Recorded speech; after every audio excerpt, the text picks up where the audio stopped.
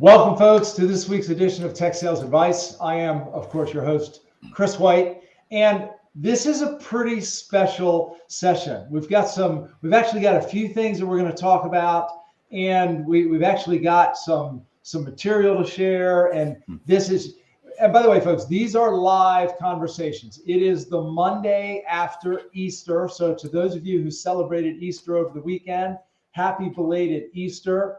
We are going to be talking about passion and the importance of passion in this profession. We are going to be talking about building our personal brand. My guest has got a few specific ideas that I'm going to invite him to share. And this is a live conversation. As I like to say, these conversations are unscripted, unrehearsed, and unpredictable. And we've already got our first hello from Rico Holmes. Mr. Clint Rice. He has a background in engineering and product. He's got a number of years of experience in pre-sales as both an individual contributor and a manager. Recently on the unfortunate side of a riff, but was gracious enough to agree to join me for a conversation. Clint, my friend, good to see you, sir. How are you? I'm great, Chris. Thanks so much for having me on today. Man, I'm excited to have you. You and I had a conversation, 3 or 4 weeks ago, and I was inspired by some of the words you shared and said, we got to have a conversation. So, I appreciate you having me out for sure. So the thing that put me on to you obviously was your book, some months back, it might've been a year or two ago. I don't know how long it was, but, had that for my team and we went through it and it was just great. And I'm just grateful for the relationship we've been able to develop over the months. well, right back at you. And that's one of the great things about this profession, right? Is the Hmm. relationships we've built, the connections we've built. And it's so funny. I mean, you and I have not met in person. And I've done countless sessions like these and others with Hmm. people that I haven't Hmm. actually met in person. But Right. look, if there's anything we've learned through COVID is that you can actually get to know people, at least on some level, through the lens of a camera, as I like to Hmm. say. But by Hmm. the way, Clint, Rico Holmes has said hello. Happy Monday to you as well. Hello. Rico, Hello. folks, we can't see you out there. So if you care to say hello, if you have any questions for myself or Clint, please do so. Clint, let's begin by talking a little bit about how did you find your way into pre-sales? I think it's just interesting for me to hear, and I know you've got more of a background in engineering. So how Mm-hmm. did you manage to find your way into pre-sales? Well, yeah, it is interesting for me at least. So I did start out as a kid. I just loved technology. I was one of those kids that cobbled together computers out of parts and was working with DOS and programming in Pascal and C++ and all that kind of stuff, and just had a lot of fun with it. And I did my undergrad in that focus. Mm. Came out of school and got a job programming, and then some years later moved into a leadership role, and then moved into kind of more formal management, and decided I really needed to learn the non-technical stuff. So I went to the University of Georgia, got a master's in business, um, and I thought that was, it was just really complimentary, and did that for some years. My family and I we're out in the Atlanta area now, but we were in Seattle for a little while too, and then have Wow. come back. So saw some great companies, worked with some great companies and some great customers. Moved into product management at some point, and wanted to work more with customers and translate the need that I saw that they had and the need that was in the market to engineering specifications. And so Mm. since I kind of spoke that language, it made sense, and I did enjoy that. And the last organization I was with, started doing that there, and along the way had been working with sales teams, and the sales leadership at the time said, hey, why don't you come over, lead a team doing what you do, and be kind of like the more technical slant to our technical teams. Yeah. And so that's really Mm. kind of how it started. And the joke I gave is, I thought I was out of sales when I got my wife to marry me. Um, but it has been such a joy and just so fun. Fun in that there's a great community of sales engineers where you are, solution engineers. There's a great community of customers that you get to know. Mm. And as you know, I mean, you get to kind of be the trusted advocate a little more than just the salesperson, right? And nothing against the salesperson, but we tend to be, because we're a little more agnostic with the conversation, and we've got lots of customers, and we're passionate about the technology. That stuff just lights up, and the customer sees it, and then like taking their problems and putting it in the context of your solution. they really start to develop some trust for you there. So that's how I got started, and I really have enjoyed it. Were you hesitant at first when you were invited in to quote be part of the sales team? Was there a part of you that was maybe a little unsure? Yeah, so I hate to use the used car salesman analogy, right? But if you're coming from engineering, you're always a little suspect of the Yeah, sales folks. yeah. The thing that did it for me is there were two leaders that were in the sales organization that just had some amazing just integrity. They were direct, they were transparent, and contrasting them to leadership I saw elsewhere, it was Mm, just great, right? And so I right. jumped in kind of knowing that, well, okay, I'm gonna use their example, and sure enough, the sales side of the organization that I moved into was just amazing, from an integrity standpoint. And what was awesome is the leader at the time knew that revenue and year over year growth, that's all good and it's needed. It's the lifeblood of things, but it's not the stuff that makes the technical folks wake up in the morning, right? There's something else that drives That's us. There's good. something else Yeah. that's there. So it was good. So I pretty quickly got past that when I saw the quality of leadership I was working with. Yeah. Yeah. I mean, it sounds like it was a good balance Hmm. between focus on, of course, the critical aspect or one of the critical aspects of our jobs, of our roles, which is to drive Hmm. revenue and drive growth, but Hmm. then balancing that out with some of the people. What I'm hearing Hmm. is the people side and recognizing that not all people are motivated in the same way. Right. That's So right. Yeah, for sure. yeah, really well said. So, and by the way, I think a lot of us, and you probably recall this from my book. I mean, when I first got into pre-sales, I didn't even think of myself as a sales professional, right? I still thought of Mm-hmm. myself as the technical expert. So I think a Hmm. lot of us have to come to peace with that fact that we Right. are actually part of a sales team, right? I mean, that's Yeah. one of the first things Yeah. I said in the book is you are in sales, and Yeah. it's something we need to come to peace with. So you mentioned you used the word passion. Let's talk a little bit about passion. Why is this so? Is it important? Why is it important? And what is your when you hear the term passion with Hmm. regards to our profession? What comes to mind for you? Hmm.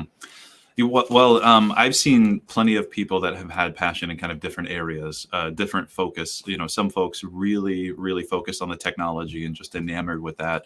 Some folks may be inspired by the relationships that are built, and then something in between.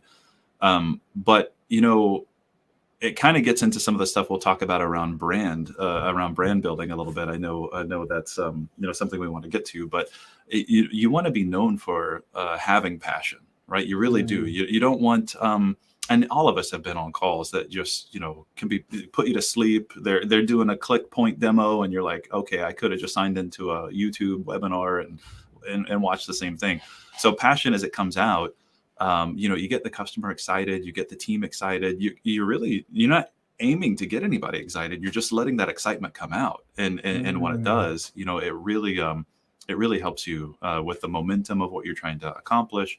Let people see the product that you're working with, but also connect dots to its solution, its future solutions, those kind of things. So I think it's super important as part of your brand, but it's also just super important to help engage people. I think you're right. And as you were speaking, I was thinking to myself, how would I define passion? And Hmm. I think part of it is an authenticity.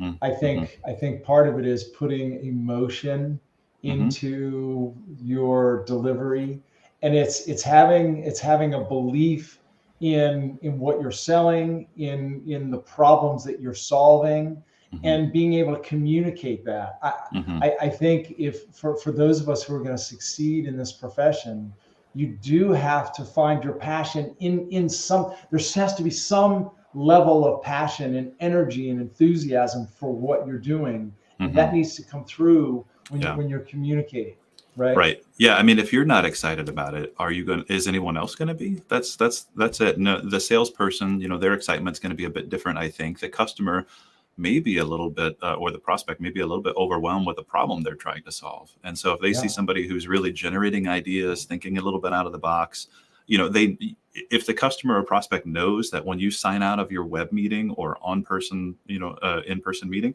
and you're still thinking about it, that's what they want, right? They want to that's good. call, a couple of days later. Hey, you mentioned this and it didn't occur to me, but what if we tried this or that? It like lets them that. know that you're in their court for sure. I like that. And I've said this for years, Clint. I think some people get confused by customers. And one of the things I like to say is it's not that people don't want real solutions to real problems. They do, everybody does. It's just that nobody wants to be sold to, and nobody wants to feel as though they're being sold to. Right. So the more I feel as though, as you're saying, the more as a prospect, as a customer, as a buyer, the more I feel that the people I'm working with, they're sincerely trying to figure out a way to help us solve our problems. They're sincerely trying to figure out a way to help us achieve what we're trying to achieve, not necessarily just push a product on us. Right. The more likely we are to land that sale. But again, the goal is not just to land the sale; it's really to help our prospects and customers. And I think if we have a passion with that comes through. So really well said. Yeah. Let's take this conversation a step further. You mentioned personal brand. We're going to talk a little bit more about personal brand. I know you've got a few ideas that you want to queue up. Should we talk about personal brand first, and then maybe we can step through some of the ideas that you've actually queued up in a slide? Sure. Yeah, that's great. Yeah, no, I'd love to. So on the yeah, go ahead. I was just going to say on the personal brand side, I think in the commentary you put the question kind of out there as part of this video. Which I've been thinking about since we scheduled it. What's the difference really between maybe the brand of the organization that you're in, your own personal brand, and I spent more time thinking about personal brand, partly because, as you mentioned, I'm without a company right now, right? So there's just that for me. But whatever organization you're in, they're gonna have a brand, and you're gonna want to complement that for sure, right? You want to make sure there's alignment, and some of that gets to companies that I've been looking at over the last several weeks. It's, do they align with my values and goals? Are they headed to a place that I feel is, worthy of my time and effort? And, we've got one career, we've got one shot at this, right? So, I don't want to waste time. I'm far enough along in my career that, at some moments I can see the end, right? I know the end is out there at some point, maybe about halfway or so. So the corporate brand aligned with your brand is super important. But then there's kind of two flavors of the personal brand. There's the external brand that your prospects and customers, and a lot of that's really relationship building. Some of it could be things like LinkedIn presence or YouTube presence. That's part of it. But I think maybe the more important thing for our profession is the internal brand, right? Your internal, your personal brand in the organization, right? You want to be selected for the big, the projects, the big prospects or customers, and known that, this is a person that is diligent, works hard, thinks out of the box. So I think it's just super important that not only do you have, your eyes set towards your personal brand externally, but your personal brand internally has to be managed and nurtured as well. I think that's really well said. What advice do you have for anybody who maybe feels like those two aren't perfect, as in line as they could be? For example, you might have somebody who feels like they've got a pretty strong internal brand, but maybe their quote external brand isn't as strong, or maybe vice versa. Maybe someone has a more sort of prolific, for lack of a better term, external brand, but maybe not as internal. I'm curious to hear if you've seen that before, and or if you have any advice for anybody who might be struggling with that. Well, no, I think first it's just great to make the assessment, and if there's a gap or a difference between your internal and external brand, I think that awareness is important. One of the things that I did as I transitioned out of the last organization I was in is I thought about it, and I thought, there's a lot of stuff I do internally that I hadn't done externally, because you just kind of operate in the box of, I'm in the organization, I'm going to do whatever I do to encourage and motivate and invest in folks and all that. And so pretty quickly after the transition out of the organization, I thought, there's no reason why I can't do these things, but do them on my own. Yeah. And I've really had the thought since that, whatever the next organization looks like, wherever I go, there's going to be an opportunity for me to do that still. So posting videos, or some how-tos or some things, some tips, especially when we're talking about technology, right? Presentation skills or whatever. Those are great opportunities for us to just leave bits of nuggets of goodness, for folks to pick up. The other big portion or thought with the external brand is networking. Yeah, and being able to just keep an active network that's engaged and authentic, that is so critical. And it's easy to forget and think, I've got just this organization and I network within the organization, but there's the external side of it too. And people, depending on the industry, people go in and out of companies. They might still be in the same industry, but at a competitor or at a partner or a frenemy or, somewhere in there. So yeah, I think some of the things that you're finding that work internally, there's application to them externally, and some of the things you might be doing externally, there's application internally. It just takes some creativity. Yeah, it's really well said, Clint. Really well said. But by the way, Christopher Mabry, he's not only been a guest on the show, but someone I will even call a friend. Chris, nice to see you, my friend. He chimed in. Internal brand is everything. Great point. And just another comment. Love the focus on brand. So critical.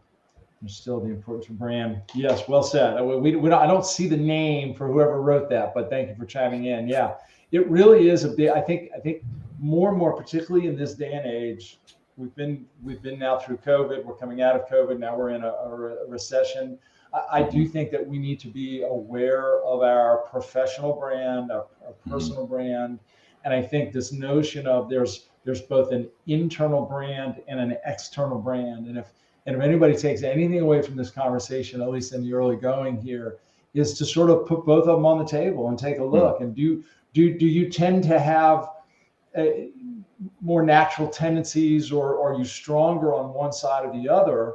And if so, there might be an opportunity to build one side or the other, because maybe there's a little bit of a gap. So I think that's great good. Point.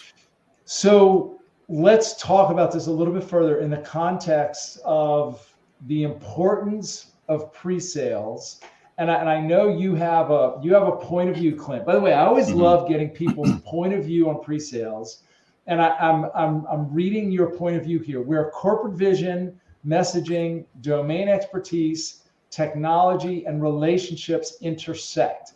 Do you care to elaborate a little bit on this perspective? Yeah. So in thinking about this, after our conversation, I started trying to boil it down to, what are the things that I think, are important here. And you've got the leadership of the organization. And I think if I were to just, click this out a little bit, everybody gets that customers and prospects, that's who you're working with, and kind of your main job. Yeah. But you're in the context of other things that are going on. Corporate vision set by the executive team that you're with, and knowing what that is, that's got to be something that you embrace. That's part of their brand, and then how does that interact with your own brand? Obviously, the partnership with sales, whether it be account executives or leadership within sales or different parts of sales, could be inside sales, could be channel sales. So you've got all these partnerships with sales, marketing, obviously, and I've separated marketing from the corporate vision, right? Marketing is often the word to the street. Corporate vision's a little more grand than that. And then technology, which would include the products. It might include some of the engineering pieces of it and the operations of it. If it's a SaaS service or something, there's going to be those technical components. So these are kind of all threads or channels that the solution engineer needs to be aware of and to incorporate. And then I kind of thought, we do have a function. It's a very popular function in a lot of organizations, a go-to-market function. Sometimes it's part of product management. In my experience, I've worn that hat as part of a product management team. But the product manager is really meant to help pull together the vision and the messaging and the domain expertise and the application of the technology, so that by the time the solution engineers are engaged, it's not something that you have to do a lot of sifting to investigate or to reverse engineer to figure out, right? Like, so they're meant to, there's a key part of go-to-market that I think is really important. for the relationship with solution engineering, the leadership and solution engineering.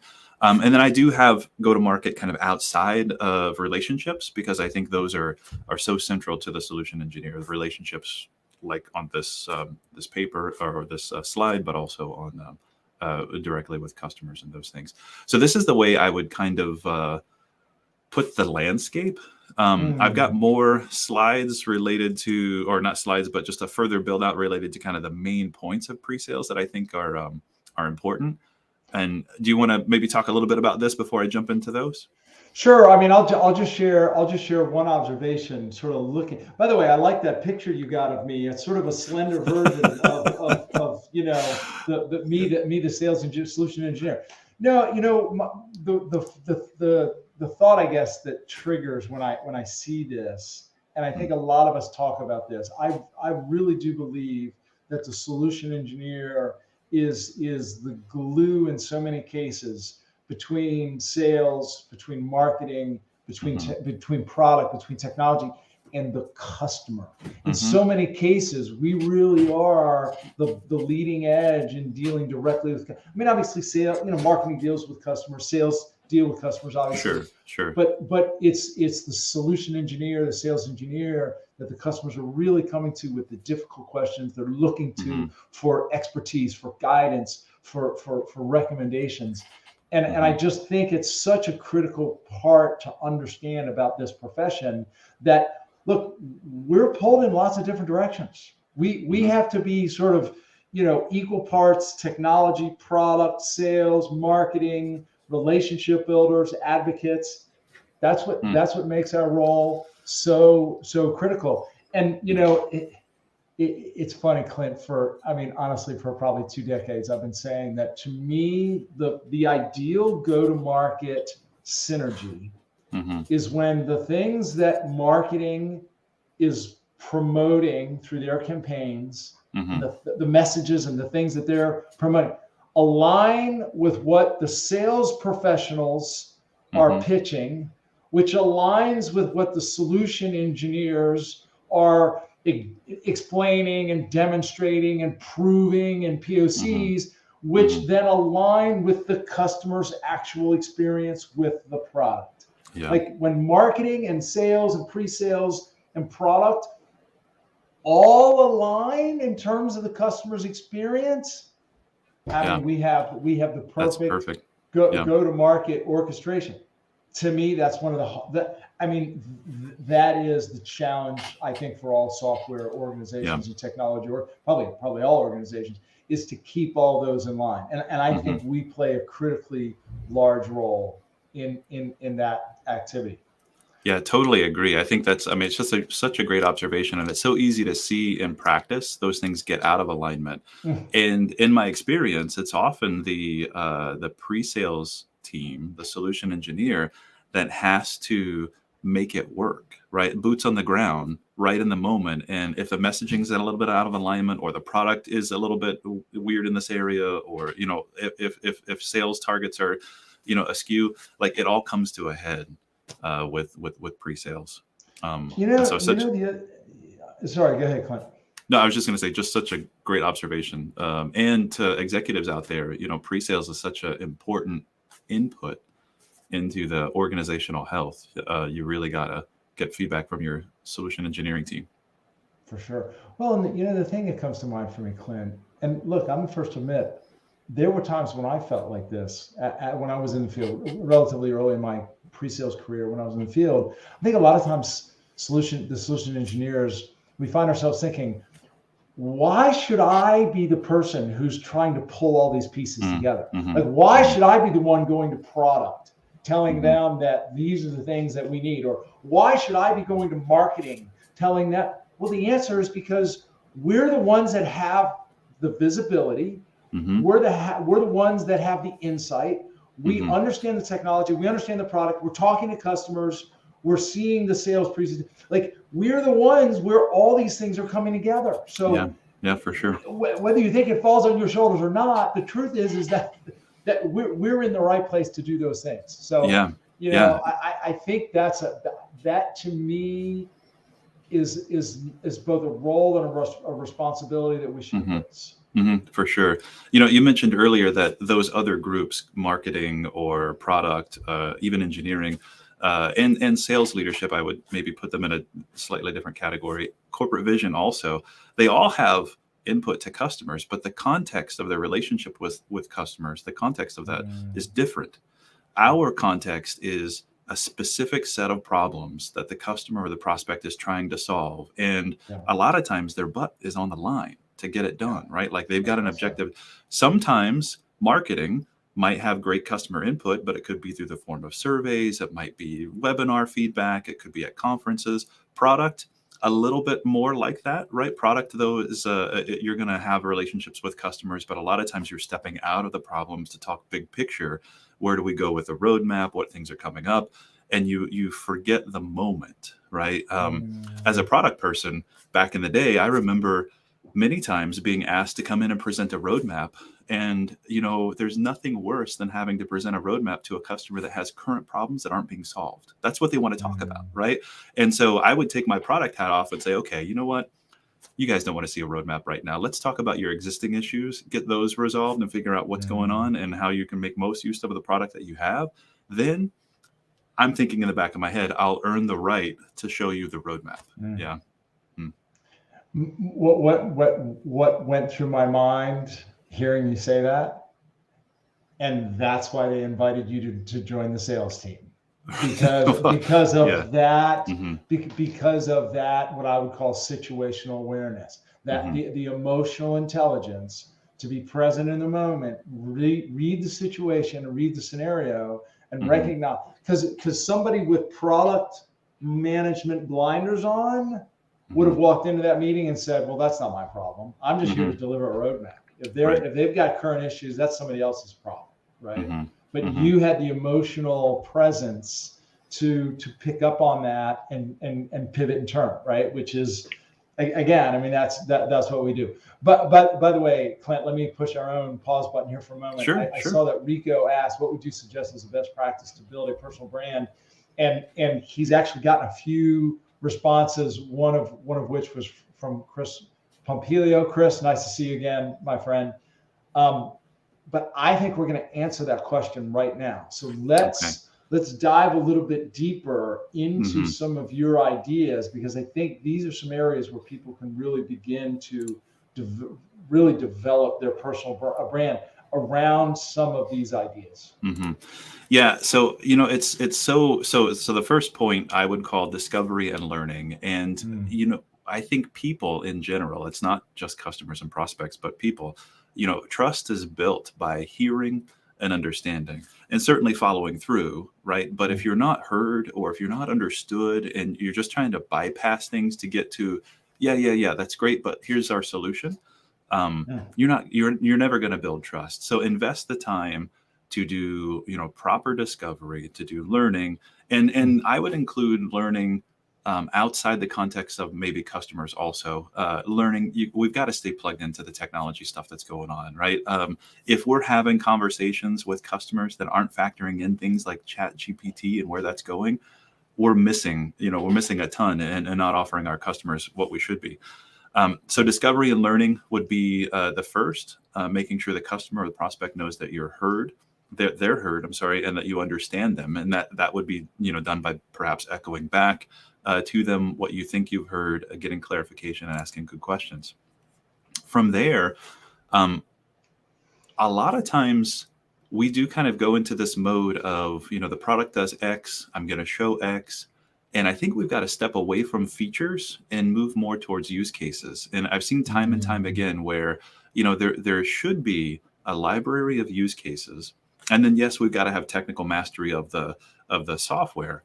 But what use cases are the customer attempting to resolve? And I think that's the commonality. It's some of their problems are going to be unique, but if we juxtapose those to our set of use cases, we can start to draw connections and say, okay, well, really, that feels like this set of use cases. And so pre-sales is a great place to push for the creation of proper use cases to be used across the organization.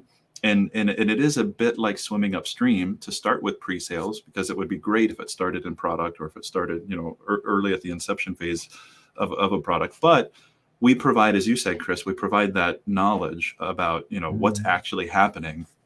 And so if we then, you are part of that feedback into the organization to develop these common use cases, could be by industry, could be by, there's a lot of ways to slice use cases, but getting those, known, being able to take the discovery and the learning and start to match them to applicable use cases kind of gets us into the realm of quicker to kind of come to a solution. Yeah, so not everything has to always be developed from the ground up when we've got a good bit of use cases there.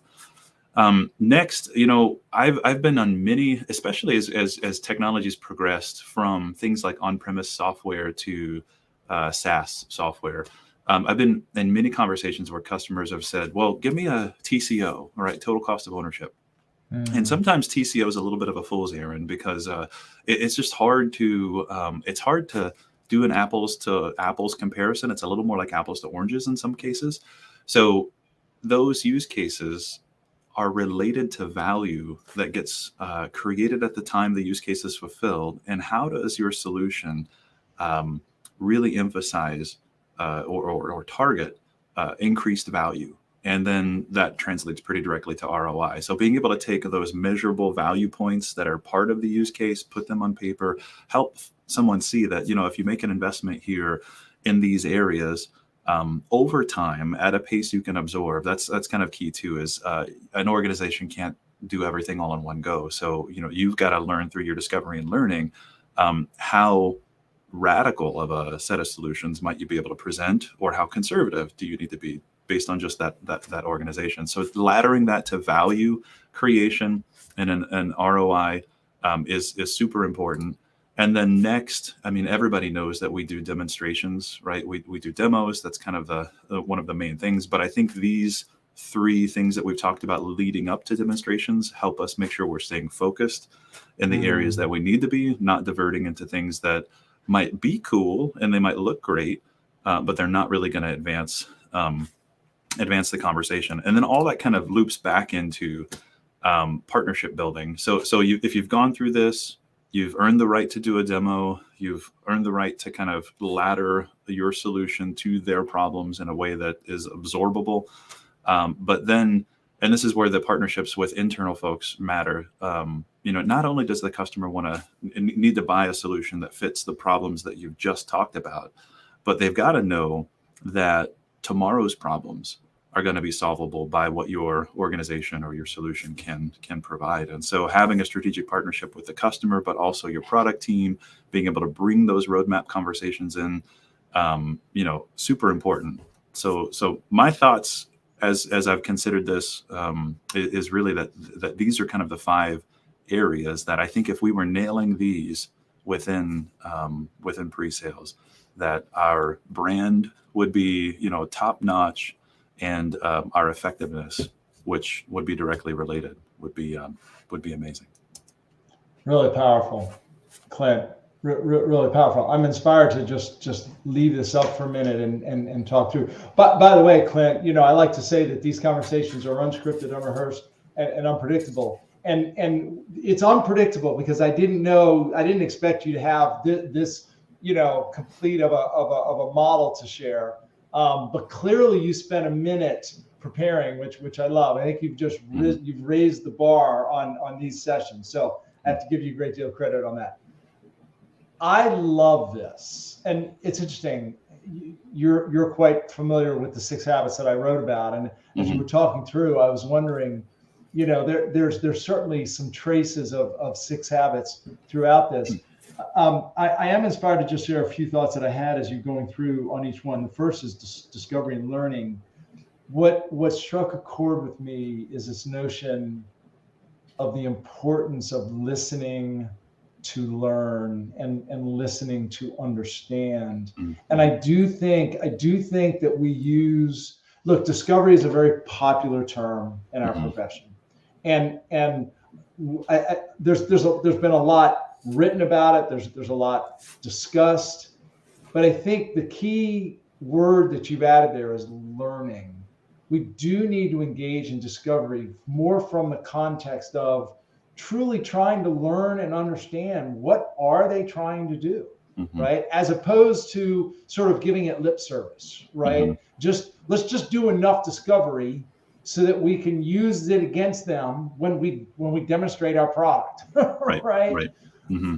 So I really love, and this is where we begin to build trust. It's where we Mm-hmm. begin to build credibility with our customers in the context of the way we ask questions, the questions we ask, and what we do with that information when given the information. So Yeah. Yeah. really If love you that can you added to demonstrate, that.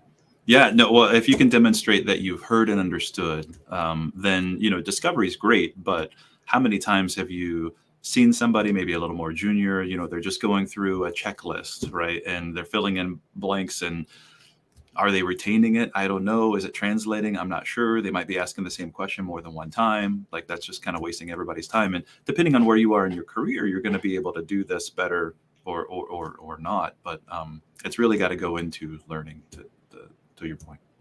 Yeah. The second one strikes a chord with me as well. And again, I think there are too many people that focus too much on the technology. And look, by the way, I mean, you come from a product background. I'm interested to see what you think about this. I think part of the problem when it comes to solution engineers, sales engineers, giving demonstrations to prospects and customers that tend to focus too much on what the product can do. Mm-hmm. I think part of the problem begins with the product teams themselves. Mm-hmm. Why? How are sales engineers and solution engineers enabled internally on the products? Typically by the product team. Mm-hmm. And a lot of the times, what do the product teams focus on? Here's what the tool can do. Right. Instead of here's the use case, here's the business Mm-hmm. value, here's the business scenario. Do you agree with that? Do you agree that part of the problem starts with the product teams? Yeah, I totally agree. And I say this having walked few miles in the shoes of the product. Yeah. So it's experience. It is super, super easy to get fascinated and enamored with your product. We invest time in it, and there's nothing wrong with that. That's not a wrong thing. But we invest a portion of our life gets invested in it, right? I mean, it literally is, like we're thinking about it often. We're thinking about the context of the problem. How does it solve those problems? So I'm going to trivialize it by saying we get really proud of what we've made. Yeah. And I don't mean that in pride that necessarily the bad way, a negative way, but we really, really do get proud of what we made. And that becomes the focus. And the reality is our solution, our software is it's a means to an end. And there's other means, competitors, there's no products, people still work with spreadsheets or physical paper or whiteboards or whatever your solution is doing. There's a lot of ways to solve the problem. So I think it's super important for product teams to stay rooted in being like enamored with the problem space and the folks that are using the software, and not being so held to a lens that just focuses on the product only. So I think it starts there, when we really appreciate the problem space and want to be experts in the problem space and experts in the understanding of the individuals that have the problems. It opens us up to be able to change. Yeah, I've had many conversations, and I've probably been on both sides of the fence here, where I feel a little reluctant to change my roadmap with new information because I have an end in mind. I know where I'm going, and this new information isn't compatible with that end. And I know I've had product conversations where I've been on the pre-sale side where I'm conveying this is what we need to do, and it feels like you're banging your head against a brick wall because and there's a balance, right? You can't change the roadmap every 3 months or whatever radically. So you've got to have some continuity and some longer term goals.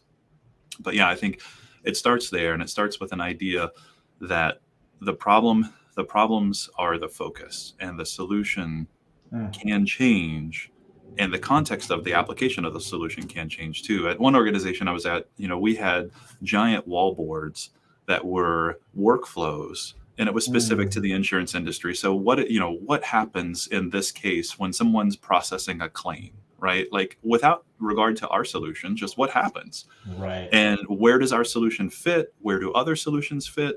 We're not the thing that they use all throughout. And so how do we dovetail, make it easy? Those are super important, important things. And then it gets us less focused on our features and more thinking about how do we fit, in to the solution space in a congruent way. Yeah, well said. Sort of like what David Nottingham just said, features, features, features, right? People have heard me say this before. I'll say it again. I heard this a few years ago. A gentleman I was speaking to, he said, Chris, fall not in love with your product, fall in love with the problem you've solved with your product. I thought that was great. Yeah. So, and by the way, there was one other thought that I had as you were sharing. I do want to share the sort of the other side of the coin with regards to this notion that when product is rolling out new capabilities, new features, new products, that they do tend to focus on the product. They do tend to focus on the what, and that is part of the problem. I do also believe that it's our responsibility as sales engineers, as solution engineers, to take the product that's built by the product team and identify use cases of our own and be creative in thinking through, okay, how can I now take this new capability and actually apply it to solving business problems in the real world with the customers and the organizations that I'm working with, maybe in different industries, et cetera. So that is part of our responsibility too. It's we can't put that all on product. And by the way, more than likely, we're going to discover new ways in which those capabilities and those technologies can be applied to various use cases, and that's where we should be circling back. Yeah, that's right. Yeah, so, for sure. Right back into product, right back into marketing. All of that is bingo. All right, I know you've got a hard stop, so we've got to let you free before 1 o'clock, so you can get on your call 1 o'clock Eastern. I do want to just double click on the last three briefly. Value selling and ROI.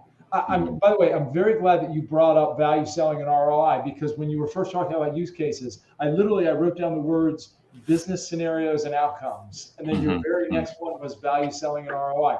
So the one thing that I'm inspired to double click on is you mentioned measurable value points. Can you elaborate on that? How, as solution engineers, can we make sure our customers are thinking in terms of measurable value points? Yeah, well, it's super easy to kind of slap a solution in place and just assume there's going to be some return. Yeah, I mean, we know it's not the right way to do it, but it's often with business pressure and things, it's there. So without a solution, does the customer or does the prospect have a handle on how are they measuring things today, right? Like, what is the cost of what without the solution? Yeah, let's first get with that. Like, what are we measuring? And it could be it could be call handle time, it could be time to fulfill an order, whatever it is. What are those measures today without the solution, and can the customer measure them? Yeah, and some of our job is to help with some consultancy in this area. Well, we've seen other organizations measure it like this. Is that acceptable? And then once you've got an idea of the measuring points, if you've done a good job with your product team and your go-to-market team, you can map your use cases to pretty common value points. And then you're really just sharing, okay, what's the overall impact? A library of those things are great to have. It's a huge investment of time. It really is. But it also works when you're making them in your organization. You're going to have people that are industry experts. That's part of what they do. So bring those people in, map out the process, think about where points of value are created. How are they measured today without a solution? Insert your solution. How do you measure them? And how do you see? And then if you've got a good customer success team, that's a great thing to hand off for the relationship, which is beyond the sale. And if in 6 months, 18 months, they're not getting the value, then it's on us to try to help get back engaged again and think about, okay, well, how can we help you get to that place where you're realizing the things that we discussed early on? Yeah.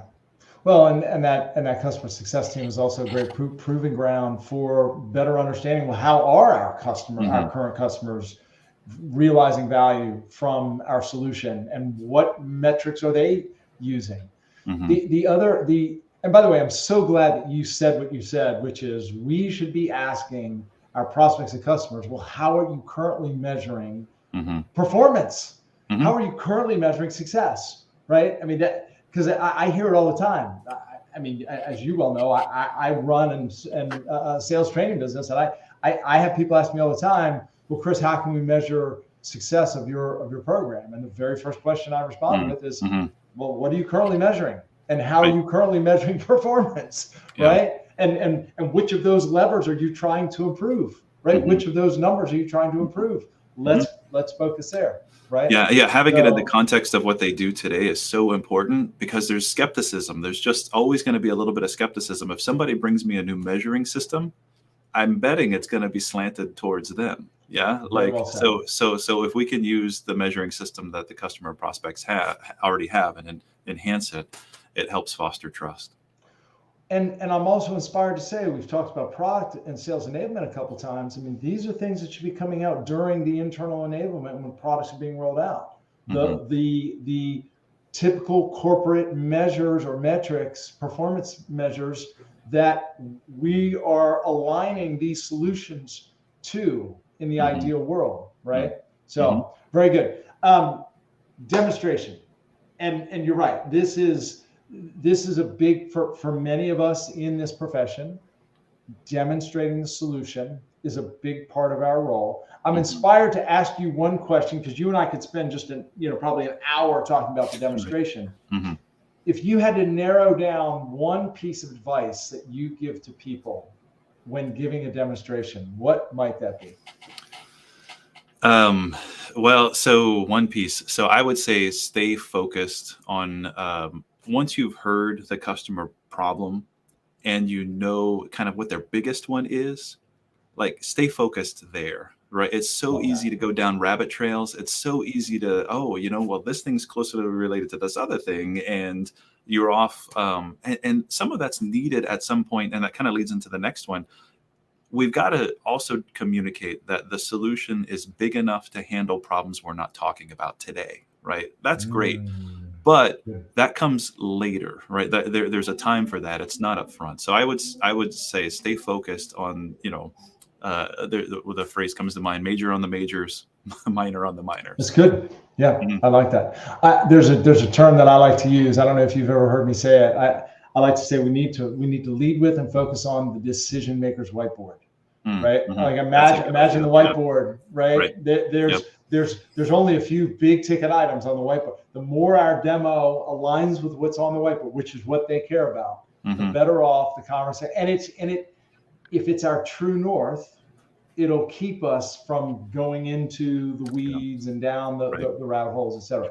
All right, the last one on your list here: strategic partnership building. As you probably recall, habit number one in my 6 habits is to partner with our sales counterparts. I do believe that is the foundation of the other habits that I wrote about. I know in this context, not only are you talking about the relationship with sales, you're talking about all the internal relationships and relationships with prospects and customers. So let's close with this. There's a word in your little sentence here. I'm reading: a commitment to aggressively delivering new solutions for tomorrow's problems. The word aggressively catches my attention. Do you, and the fact that this aligns with this notion of strategic partnership building.